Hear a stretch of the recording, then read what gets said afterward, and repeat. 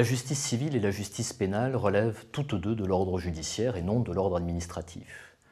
Toutefois, l'unité d'organisation entre la justice civile et la justice répressive n'empêche pas qu'elles suivent toutes deux des procédures parfois différentes. Ainsi, les règles relatives à la preuve ou aux voies de recours ne se ressemblent pas. À cette unité de la justice répond l'unité du corps des magistrats, le plus souvent recruté par un concours national et formé au sein d'une même école, l'École nationale de la magistrature.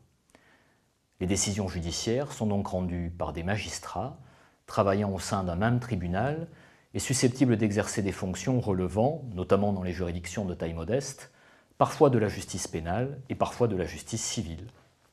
Ainsi, le magistrat qui a été juge aux affaires familiales le matin pourra-t-il siéger comme juge au tribunal correctionnel l'après-midi. Le fonctionnement des juridictions répressives, celles qui jugent les auteurs d'infractions, obéit à un certain nombre de grands principes qui tendent à assurer la qualité de la justice.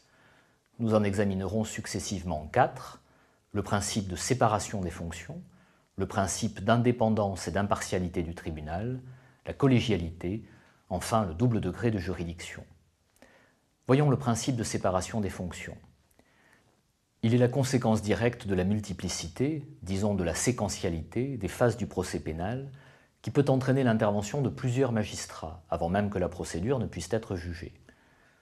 La conduite du procès pénal met en effet en œuvre 3 catégories de fonctions distinctes: la fonction de poursuite, la fonction d'instruction, la fonction de jugement. La fonction de poursuite consiste, une fois l'infraction constatée, à en faire rechercher les auteurs et à déclencher l'action publique en les présentant devant une juridiction répressive. Cette fonction est confiée aux magistrats du ministère public, les procureurs de la République. La fonction d'instruction consiste, lorsque cela est jugé nécessaire, en raison de la complexité du dossier, à réunir et à mettre en perspective les éléments permettant d'imputer les faits à un auteur déterminé, dont la personnalité sera plus précisément étudiée. Cette fonction, qui suppose une particulière objectivité dans l'appréhension des éléments de preuve notamment, est confiée au juge d'instruction. Enfin, la fonction de jugement consiste à se prononcer sur la participation d'un individu à des faits incriminés et, en cas de culpabilité, à déterminer la sanction adéquate. Elle est confiée à des magistrats du siège qui doivent à leur tour raisonner en toute objectivité et reconsidérer les éléments qui leur sont soumis par les procureurs ou les juges d'instruction. Le fondement de ce principe, solennellement rappelé par l'article préliminaire du Code de procédure pénale, repose sur la volonté de protéger les libertés individuelles. Cette protection, pour être efficace, interdit qu'une même autorité puisse successivement poursuivre, instruire et juger une même affaire afin que soit préservée l'impartialité à chaque étape du procès. Ce cloisonnement des pouvoirs est lui-même garanti par la mise en œuvre d'incompatibilités entre les différentes fonctions. Ainsi, le Code de procédure pénale prévoit-il que le juge d'instruction et le juge des libertés de la détention ne peuvent participer au jugement d'une affaire qu'ils ont eu à connaître préalablement. Ce principe connaît toutefois des atténuations, le plus souvent tolérées dans l'intérêt de la personne poursuivie.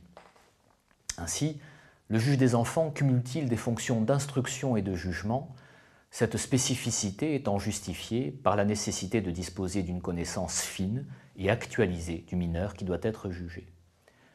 Qu'en est-il du principe d'indépendance et d'impartialité du tribunal ? Ce principe est en réalité déjà contenu dans celui de séparation des fonctions. Son importance est toutefois rappelée par la notion de procès équitable telle qu'elle ressort de la Convention européenne des droits de l'homme. Quel sens lui donner exactement dès lors que les deux notions paraissent très voisines ? L'indépendance du tribunal emporte que la juridiction ne puisse être soumise à des influences, et moins encore à des directives extérieures. Elle doit prendre sa décision exclusivement sur la base des règles de droit et selon son intime conviction. La notion d'impartialité présuppose celle d'indépendance de la juridiction, conjuguée à l'absence de préjugés sur la procédure de chacun des membres qui la composent. Voyons maintenant le principe de collégialité. Il s'agit ici de prévenir les risques d'erreur en subordonnant la décision rendue à une réflexion collective menée par un nombre impair de magistrats afin que puisse se dégager une majorité.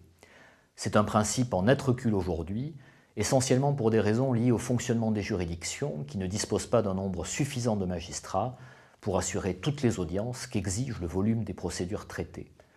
Depuis une 50aine d'années, plusieurs lois ont donc atténué significativement l'application de ce principe en consacrant le recours à un juge unique qui statue donc seul. Voyons enfin le double degré de juridiction. Il s'agit ici encore d'un principe dédié à la protection des justiciables. Il permet de faire juger une affaire 2 fois par des juridictions différentes, composées différemment. Il n'a pas toujours été facile à mettre en œuvre, puisque les décisions rendues par la cour d'assises ne sont susceptibles d'un appel que depuis une loi de 2000, en dépit de leur lourdeur. À titre exceptionnel, certaines décisions du tribunal de police, lorsque sont prononcées des condamnations mineures, ne sont pas susceptibles d'appel.